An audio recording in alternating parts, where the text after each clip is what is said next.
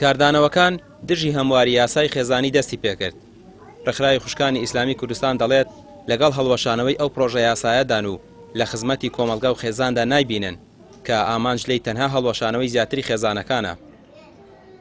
ناکرێتەوە هەندێک بڕگە و مادە هەیە کە بیت کە بەپێی شەر و بەپێی قانون دیاری کراوە بیت پێچوانی ئەمە یاسایەک دەربکە یاخود پرۆژێک دەربکەی لەسەر ئەمە پێچوانەکەی وەربگری.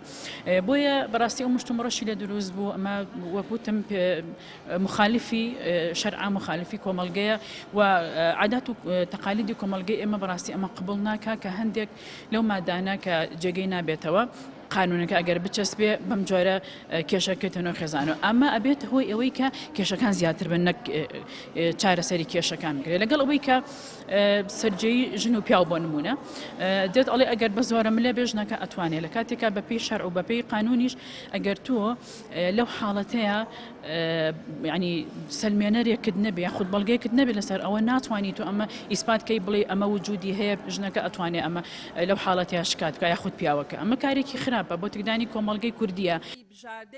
هەمواری پرۆژە یاسای تونوتیژی خێزانی لە نێو پەرلەمانیشدا گرژی لێکەوتەوە.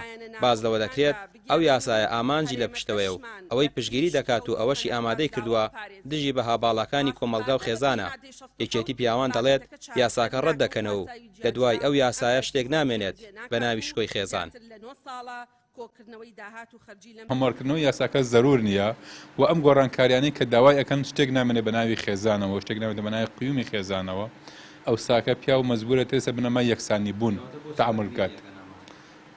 تەنها ئامانجیان قەنەعەتم هەڵواشانەوەی خێزانە جنە هیچ ئەمانجێکتریتیان نییە ینی کۆمەڵێک خاڵی تیا ئیزافە کراوە ینی کۆمەڵێک بەندی تیا یا کۆمەڵی یاسای تیا دیاری کراوە جێبەجێ بکرێت ئیتر بەڕاستی شتێک نامێتە بە ناوی شکۆی خێزانەوە.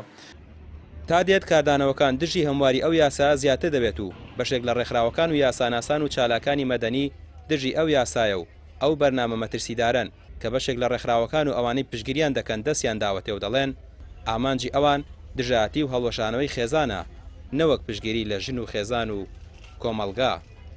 ڕامیار عوسمان کەناڵی پێیام سلێمانی.